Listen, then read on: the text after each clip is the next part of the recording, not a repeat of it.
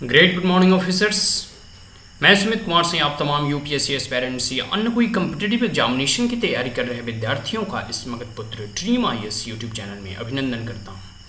My dear friends, आपका ज़्यादा समय ना लेते हुए मैं आज इस वीडियो में हम लोग आज देखेंगे कि यूपीएससी का एग्जामिनेशन सेंटर जो है कैसे चेंज किया जाता है। ठीक है जी, तो देखिए यहाँ यूपीएससी के ऑफिशियल सिर्फ यूपीएससी क्लिक करना है और यूपीएससी का यहाँ ऑफिशियल वेबसाइट खुल जाएगा। हम थोड़ा नीचे आएंगे, यहाँ है कि वेलकम टू यूपीएससी, इस पर क्लिक ना करके हम इस पे जाएंगे। ठीक है जी, upsconline.nic.in इस पर क्लिक करेंगे। अब हमारे पास यहाँ सारे लिंक खुल गए। ठीक है जी, क्लियर दिख रहा है। यूपीएससी का ऑफिशियल वेबसाइट है यूनियन पब्लिक सर्विस कमीशन संघ लोक सेवा आयोग। इसके देखिए फर्स्ट लाइन में है online application for various examination of the UPSC. हमें तो ऑनलाइन कोई एप्लीकेशन फॉर्म भरना नहीं है, बट हमें ऑनलाइन सेंटर चेंज करने हैं। Online request for change of examination centre, परीक्षा केंद्र बदलने के लिए ऑनलाइन निवेदन। और यहाँ है विड्रॉल, तो विड्रॉल भी हमें नहीं करना है, तो हमें सेकेंड कह सकते हैं कि लाइन पे क्लिक करना है ऑनलाइन चेंज पे। ठीक है, तो यहाँ पर देखिए पोर्टल खुलता है कि request for change of examination centre. ठीक है जी, परीक्षा केंद्र बदलने के लिए निवेदन। देखिए कौन कौन से परीक्षा है, सिविल सर्विसेज प्रारंभिक परीक्षा, इंडियन फॉरेस्ट सर्विस। ठीक है जी, 2021 का है, ये नोटिफिकेशन निकला था 4/2021 का और ये 5/2021 का। ठीक है जी, फॉर्म भराया था 4/3/2021, मतलब फॉर्म एप्लीकेशन जो है रिलीज़ किया गया था और अंतिम डेट था 24/3/2021 में। सभी को मालूम है कि मार्च के महीने में जिस विद्यार्थी ने फॉर्म भरा है 2021 का, वही सिर्फ एग्जामिनेशन सेंटर को चेंज कर सकते हैं। ठीक है जी, और यह जो है फर्स्ट फेज चल रहा है, मतलब 12/7/2021 मतलब 12 जुलाई से ही प्रारंभ हो गया है एग्जामिनेशन सेंटर चेंज होना। ठीक है जी, और यह चलेगा 19/7/2021 तक, मतलब 19 जुलाई 2000 कह सकते हैं 21 तक। देखिए पहले क्लिक करने से पहले कुछ और हम पढ़ लेते हैं। Request for generating OTP for change of examination centre will be accepted only 5:30 PM of the closing date. जैसे देखिए 19 तारीख को क्लोजिंग डेट है, तो हमारी जो रिक्वेस्ट होगी ओटीपी की, जो हम जब चेंज करेंगे तो एक ओटीपी आएगा, आगे हम लोग पढ़ेंगे। ठीक है जी, तो इसके लिए आवश्यक है कि 5:30 बजे से पहले ही हम रिक्वेस्ट कर लें 19 तारीख तक। ठीक है, जिससे कि है 6 बजे तक, यहाँ 6:18 आवर्स मतलब यहाँ 6 बजे तक समय है, लेकिन 5:30 बजे तक ही ओटीपी आएगा। ठीक है जी, तो कैंडिडेट्स को जो है कहा जाता है कि आगे इसमें कहा गया है कि the candidates were not interested to change the examination centre are not required to log in to the examination centre system of the commission. देखिए जो उम्मीदवार, जो कैंडिडेट अपना एग्जामिनेशन सेंटर नहीं बदलना चाहते, उनके लिए यह आवश्यक है कि आप जो है झूठ मूठ का अपने कह सकते हैं कि यूज़र आईडी या ईमेल वगैरह से, मतलब जिससे भी आप कह सकते हैं अपना रजिस्ट्रेशन आईडी RSG से आप जो है इस पर कह सकते हैं कि लॉगिन ना करें। बिकॉज आपको अगर बदलने की इच्छा ही नहीं तो आप लॉगिन क्यों करेंगे, मतलब बनता भी नहीं लॉगिन करना, और इससे सिस्टम भी हैक होता है। और जो अन्य विद्यार्थी जो सही मायनों में लॉगिन करना चाहते हैं उनको भी परेशानी उठानी पड़ती है। आगे candidates are advise to check the email account as well as spam folder for OTP. आप अपने ईमेल अकाउंट, वही ईमेल अकाउंट्स पे ओटीपी आएगा जो आपने फॉर्म भरते वक्त जमा किया था। आगे है प्लीज नोट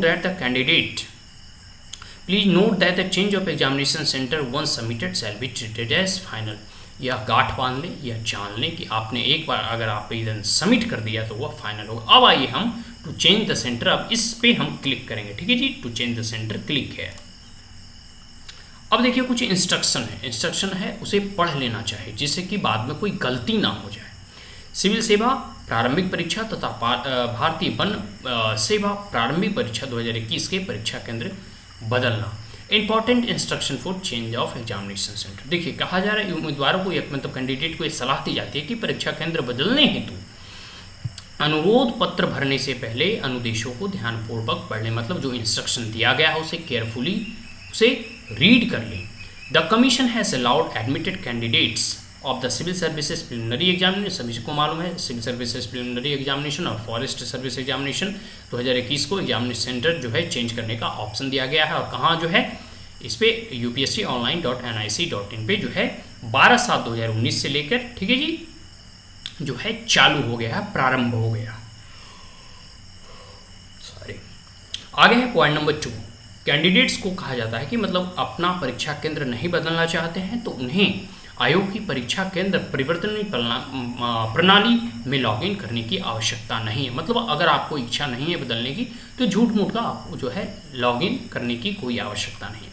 पॉइंट नंबर 3 में कहा गया है the candidates are advise to keep a copy ready for their earlier submitted application of the civil services preliminary examination and Indian forest service preliminary examination 2021 for reference purpose. देखिए आप जब form को बदलने मतलब सेंटर को बदलने जाएंगे तो आपकी जो कह सकते हैं कि जब ने आप एग्जामिनेशन फॉर्म भरा था, मतलब मार्च के महीने में जब आप फॉर्म भरे होंगे तो एक स्लिप निकला होगा। स्लिप इन द सेंस की कह सकते हैं कि एक आपने प्रिंट आउट आपने या साइबर कैफे में भरा होगा या फिर ऑनलाइन अपने लैपटॉप या सिस्टम से भरा होगा, तो एक पीडीएफ निकला होगा, एक प्रिंट आउट करने के लिए एक निकला होगा।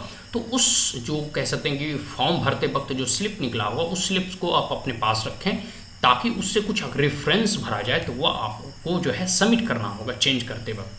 आगे है कि उम्मीदवार को देखिए, इसमें सिर्फ मैं ज़्यादा समय ना लेते हुए बता देता हूँ कि एक ओटीपी जनरेट होगा जब आप रजिस्ट्रेशन आईडी को सबमिट करेंगे एप्लीकेशन को, तो उस वक्त ओटीपी जनरेट होगा और ओटीपी जनरेट वही मोबाइल पे जाएगा जो नंबर आपने एग्जामिनेशन फॉर्म फिलअप करते वक्त दिया था और जिस ईमेल आईडी को आपने जमा किया था उसी ईमेल आईडी पर उसी एग्जामिनेशन फॉर्म पे जो है कह सकते हैं कि आपका जो है ओटीपी आएगा।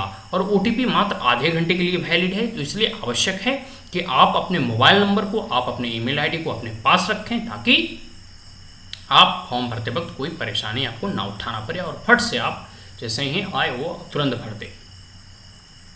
आगे है परीक्षा केंद्र में परिवर्तन हेतु अनुरोध करने से पहले उम्मीदवार यह अवश्य सुनिश्चित कर ले कि सिविल सेवा प्रारंभिक तथा भारतीय वन सेवा प्रारंभिक परीक्षा 2021 के लिए अपने आवेदन में प्रदान किया गया पंजीकृत मोबाइल नंबर तथा ईमेल आईडी उनके पास उपलब्ध है।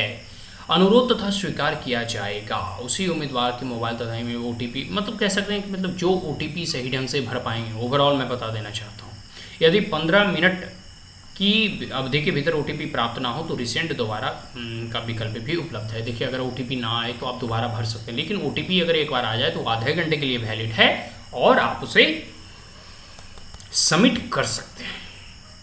19 तारीख 5:30 बजे तक अंतिम जो है समय रहेगा आपका ओटीपी जनरेशन का और चेंज करने का। फिर सेकंड फेज में भी आप कर सकते हैं 26 से 30 जुलाई तक, लेकिन कोशिश करें कि फर्स्ट फेज में ही चेंज करने का।